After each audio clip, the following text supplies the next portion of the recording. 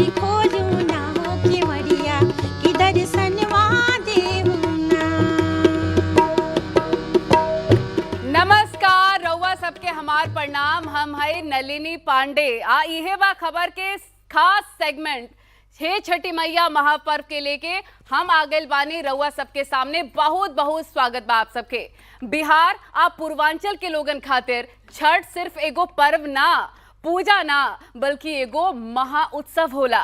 उल्लास उमंग से भरल ई महापर्व लोक आस्था के सबसे बड़का पर्व मानल जाला, जेमे अपना माटी के सुगंध, अपना संस्कृति के रंग आ परंपरा के निर्वहन कइल जाला। सूर्य के उपासना के सबसे बड़े त्योहार में उदयमान आ अस्ताचलगामी दोनों समय भगवान दीनानाथ के पूजल जाला, जेकरा खातिर व्रती के कठिन तप आ व्रत से गुजरे के पड़ेला। छठ महापर्व की ई खास कार्यक्रम में आज हम रउआ सभी के दिखाएं छठ के महत्व आ साथे छठी मैया के भक्ति से भरल गीत। जमुना खातिर हमने संगे मौजूद बानी लोक गायिका पूजा सिंह राजपूत जी, हारमोनियम पर गायक पुष्कर सिन्हा जी, तबला पर पीके झा आ साथे मौजूद बाड़ी आचार्य ऋतु सिंह जी। जे रउआ लोग के बताएं कि कैसे होला छठ महापर्व आ का बा छठ के महत्व। तो सबसे पहले शुरुआत तो एगो छठी मैया के गीते के साथ होए चाहिए। अभी एमे मतलब छठ पूजा में भोले बाबा की भी बहुत वर्णन होला, वहाँ के गीत के बहुत वर्णन होला। अच्छा कैसन कनेक्शन देखिए ओमे गीत बताई। देखिए ओमे गीत बाटे जौन कि पेन्हे ले महादेव पियरिया माथे दौरा सजाए, मतलब महादेव भी कर रहे हैं। इतना वहाँ के खुश बानी महादेव जी, तो उहों के छठ के व्रत करतनी। अब गौरा जी साथ साथ में जाते हैं। ये बतावेला कि खाली बिहार पूर्वांचल ना, कैसे पूरा देश विदेश में छठ के छठा बा। बिल्कुल। तो देखिए गाना सुनाओ तनी हमें कि पेन्हेले महादेव पियरिया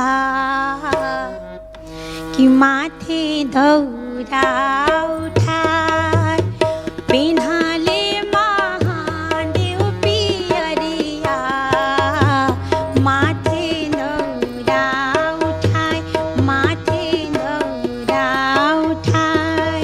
हाँ गौरा के सुभिला चुनरिया घाटे चली हर साय, घाटे चली हर साय।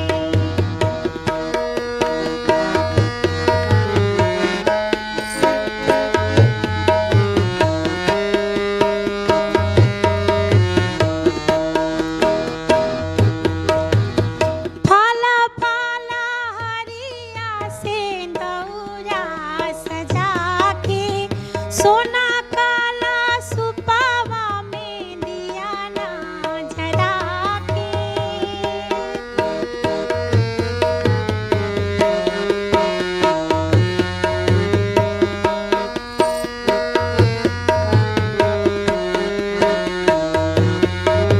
कि फाला फाला हरिया से दौरा सजा के, सोना काला सुपावा में दिया ना जरा के।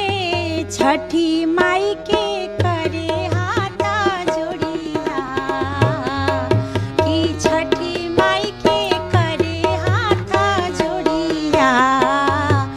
आशीष मांगे सिर नवाए, आशीष मांगे सिर नवाए।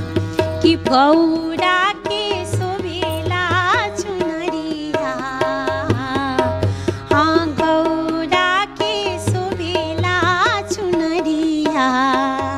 कि घाटे चले हर सा, कि पेन्हेले महादेव चुनरिया, हाँ पेन्हेले महादेव पियरिया। कि माथे दौरा उठाए, माथे दौरा उठाए, माथे दौरा उठाए। पुष्कर जी इतना मान्यता बाई महापर्व के छठी मैया हर मनोकामना पूर्ण करेली। जे नी संतान बा, जेकर आंख नहीं के, जेके शादी ना होत बा, जे दुख से पीड़ित बा, वो कैसन लालसा के साथ मैया से प्रार्थना करेला, मांग करेला। ओके लेके दो लाइन हो जाए। दुखवा मिटाई छठी मैया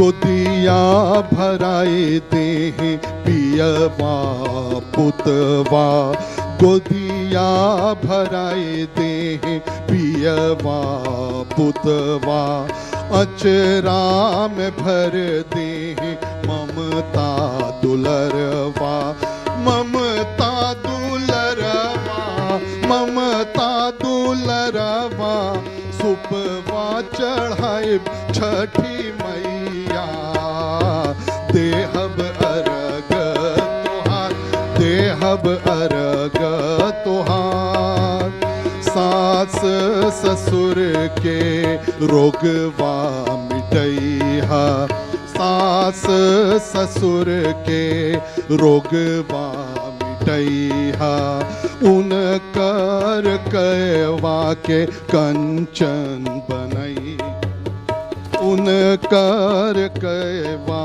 के कंचन बनैहा, लऊ के आन्हर छठी मैया, कर दी घर उजियार, कर दी घर उजियार, देवरा नदिया के दिही वरदनवा, देवरा नदिया के दिही वरदनवा, परिजन पुरजन पुराई सपनवा, पुराई सपनवा, पुराई सपनवा, घाट सभी मिल छठी मैया, गावेल महिमा तुहार, गावेल महिमा तुहार।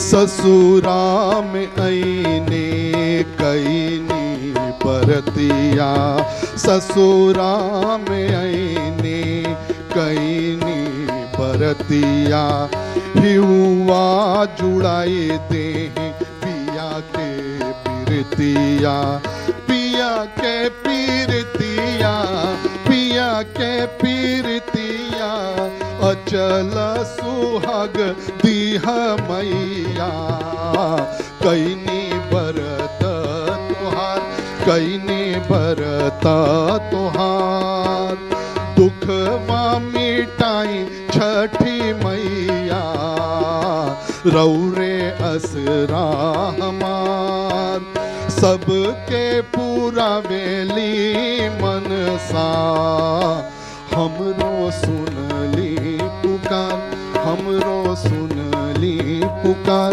हमरो सुनली पुकार, हमरो सुनली पुकार। रितु जी, ऐसे हमारे मन में एगो सवाल आवत बा कि सूर्य जी के उपासना होला, सूर्य जी के मनावल जाला, सूर्य जी के अर्घ देल जाला, का ऐसे सूर्य ग्रह भी मजबूत होला? अरे बिल्कुल, बहुत अच्छा प्रश्न कीली।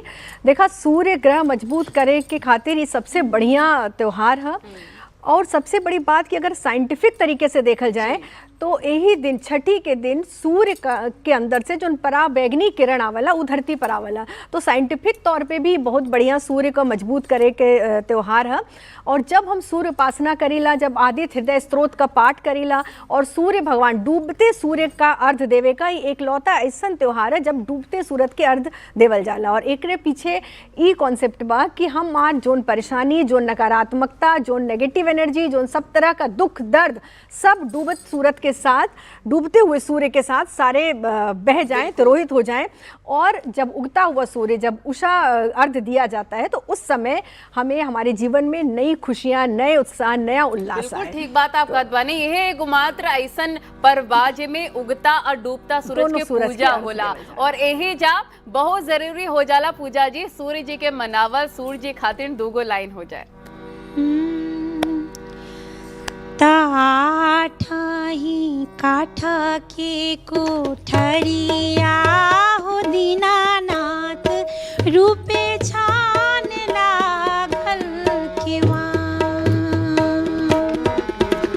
ताही ऊपर चढ़ी सुतेले हो दीनानाथ, बाझिन के बढ़िया धैले ठा।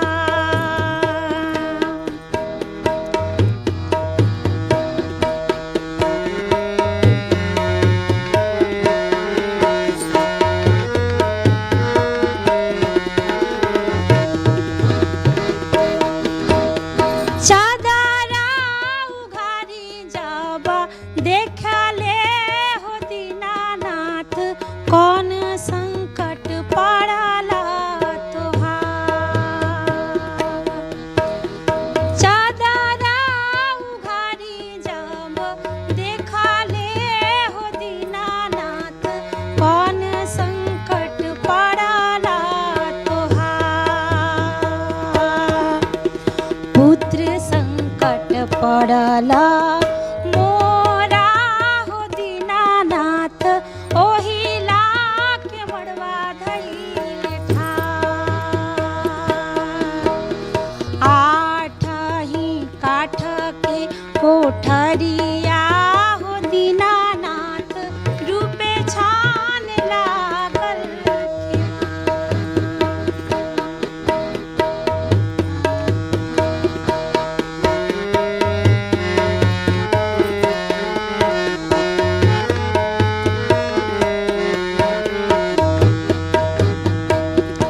हो चादरा उघारी जाबा देखा ले हो दीनानाथ कौन संकट पड़ला तोहार। कि नैना संकट पड़ला मोरा हो दीनानाथ नैना संकट पड़ला हमार।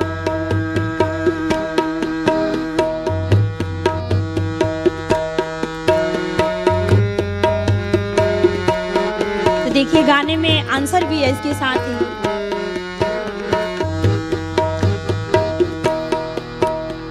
बाजीना के पुत्र जाबा दिहाला हो दीनानाथ खेलाता कुदाता घर जा। ई बाजीना के पुत्र जाबा दिहाला हो दीनानाथ खेलाता कुदाता घर जा। कि अन्हारा के आँख जाबा देहाला हो दीनानाथ हंसता बोलाता घर जा। आठ ही काठ के कोठरिया हो दीनानाथ रूपे छान लागल किवां।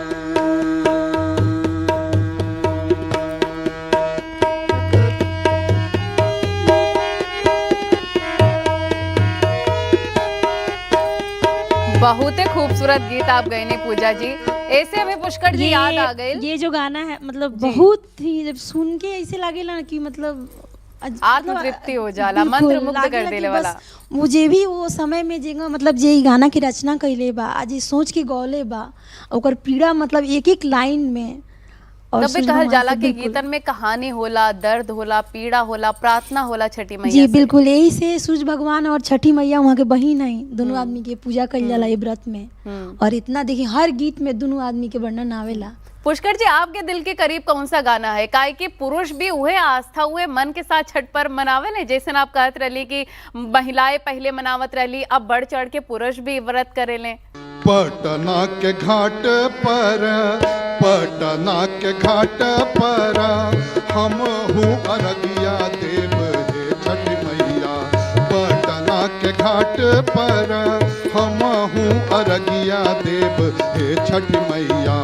हम ना जाइब दूसर घाट हे छठी मैया।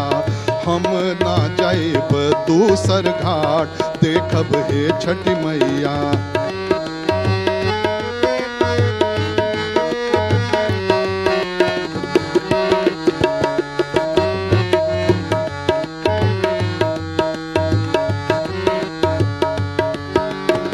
केला सेब नारियल कीने केला सेब नारियल कीने गईनी हम बजरिया देखब ए छठी मैया। केला सेब नारियल कीने गईनी हम बजरिया देखब हे छठी मैया। ओतही लागल बड़ी देर देखब हे छठी मैया। ओतही लागल बड़ी देर देखब हे छठी मैया। भूल चूक हमरी मैया भूल चूक हमरी मैया रखब ना दे अंगिया देखब हे छठी मैया। भूल चूक हमरी मैया रखब ना दे अंगिया देखब हे छठी मैया। हमारो अरगिया ले हब माँ देख हे छठी मैया। हमारो अरगिया ले हब माँ देखब हे छठी मैया। पट पटना के घाट पर, पटना के घाट पर हम हूँ अरगिया देबै हे छठी मैया। पटना के घाट पर, नोएडा के घाट पर, दिल्ली के घाट पर, पटना के घाट पर, नोएडा के घाट पर, दिल्ली के घाट पर हम हूँ अरगिया देबै हे छठी मैया। हम ना जाइब दूसर घाट देखब हे छठी मैया। हम ना जाइब दूसर घाट देखब हे छठी मैया। देखब हे छठी मैया, देखब हे छठी मैया। कंफ्यूजन बा जे दर्शकन के मन में भी बा कि पूजल जाला छठी मैया के लेकिन अर्घ दियल जाला सूर्य भगवान के, एकरे बारे में जरा लोगन के बताई। देखा मुख्य रूप से ये जो पर्व है वो सूर्य उपासना का पर्व है। कैसे कि महाभारत काल में जौन कर्ण रहना तो सूर्य के रोज अर्घ देते रहना, इतना पानी में खड़ा होके है ना, जौन महाभारत जो पढ़ल है तो आपके मालूम हुई। तो सूर्य भगवान के अर्घ देवे का प्रथा वहाँ से शुरू भैल। ओकरे बाद इनमें कहल जाला कि छठी मैया सूर्य भगवान का बहन है। दूसर बात की प्रकृति का छठा अंश है ना, तो सूर्य और जल दो जौन ऐसा तत्व हैं जौन प्रकृति का तत्व है। और ई पर्व बिल्कुल प्रकृति के करीब हम सबके लेके जाला। मूर्ति पूजा नहीं होला, जो पंच तत्व से शरीर बनल बा। और पंच तत्व कहल जाला ना, जहाँ यथा पिंडे तथा ब्रह्मांडे। तो ये पर्व एकदम प्रकृति से जोड़ने वाला पर्व है। और यहाँ पर सूर्य की शक्ति, सूर्य कहल जाला कि सूर्य आत्मा का कारक है, आत्मशक्ति का कारक है।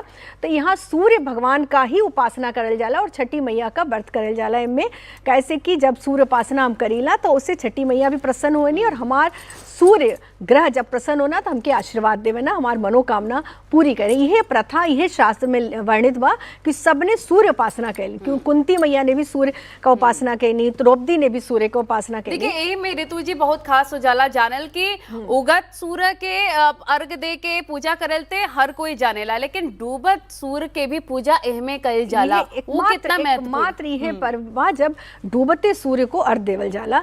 और एकर यह प्रतीक बा कि हम सूर्य भगवान चाहे डूबत हो चाहे उगत हो, दोनों ही सूर्य भगवान का बहुत महत्व है।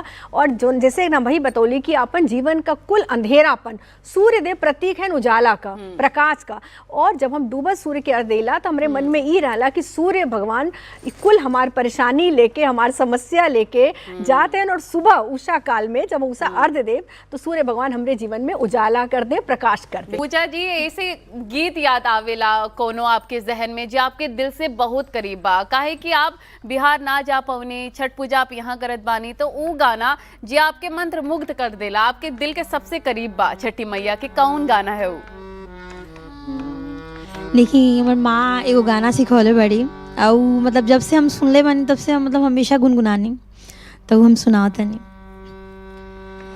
कि रउआ के से जिले आठों पहाड़िया, कि रउआ के से इले आठों पहाड़िया, पूजिले चरण तोहारे छठी मैया, सुन लिया रजिया हमार, सुन लिया रजिया हमारी छठी मैया, सुन लिया रजिया हमार।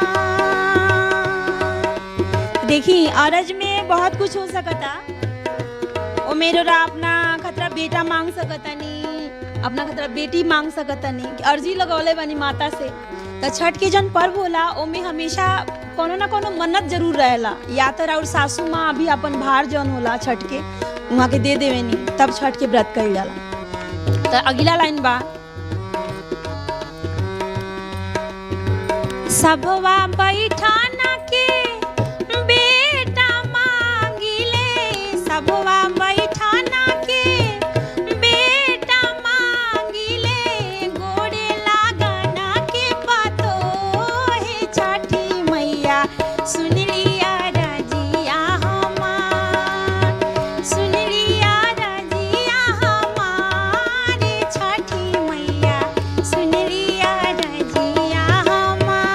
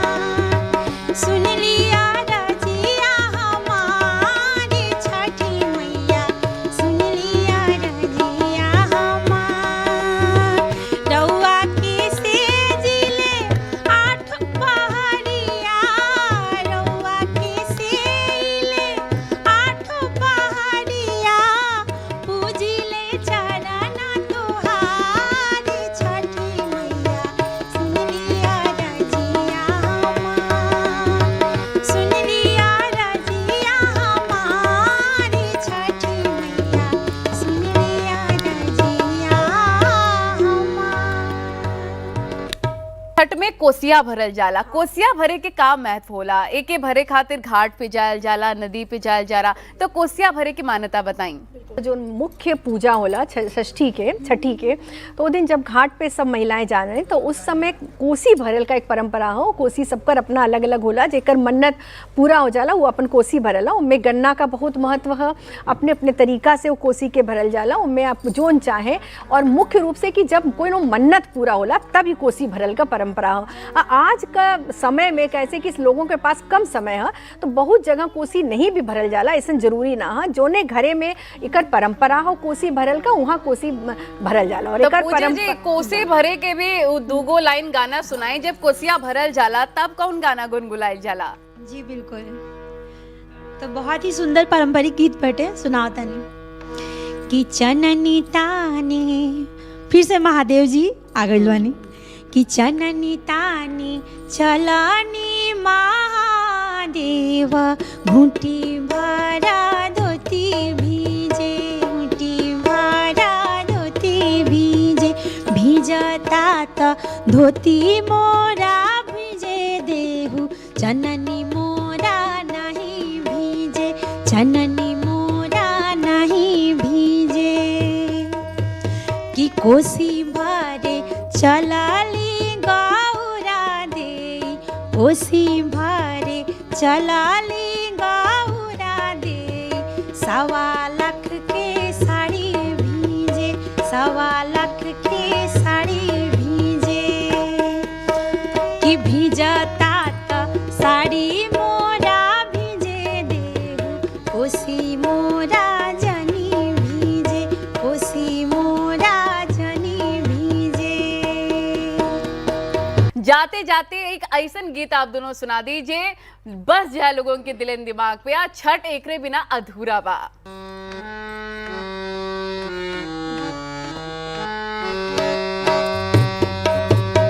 कांच ही बस के बहंगिया, कांच ही बस के बहंगिया, बहंगी लचकत जाए, बहंगी लचकत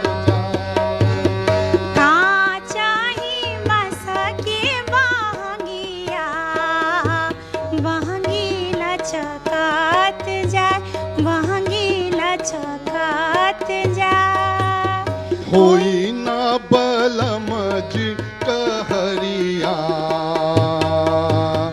होई ना बलम जी कहरिया, बहंगी घाटे पहुँचाए, बहंगी घाटे पहुँचाए।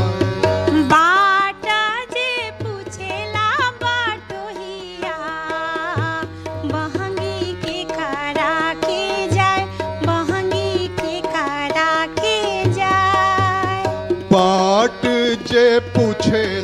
बटोहिया, बहंगी केकरा के जाए, बहंगी केकरा के जाए। तू ता आन्हरा हवे रे बटोहिया, बहंगी छठ मैया के जाए, बहंगी छठी मैया के जाए। तू ता आन्हरा होवे रे बटोहिया, बहंगी छठ मैया के जाए, बहंगी छठ मैया के जाए।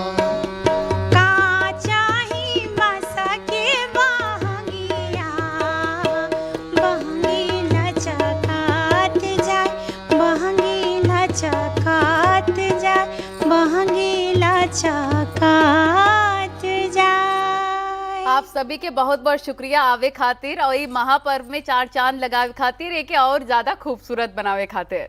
तो छठ खाली एगो पर्व नहीं खे, ये आत्मा के पवित्रता और प्रकृति के प्रति आभार जतावे के एगो खास उत्सव होला। आस्था की रोशनी में रउआ सभी के जीवन में सुख, समृद्धि आ ऊर्जा आवे, यही शुभकामना के साथ आप सबके धन्यवाद। नमस्कार। जय छठी मैया।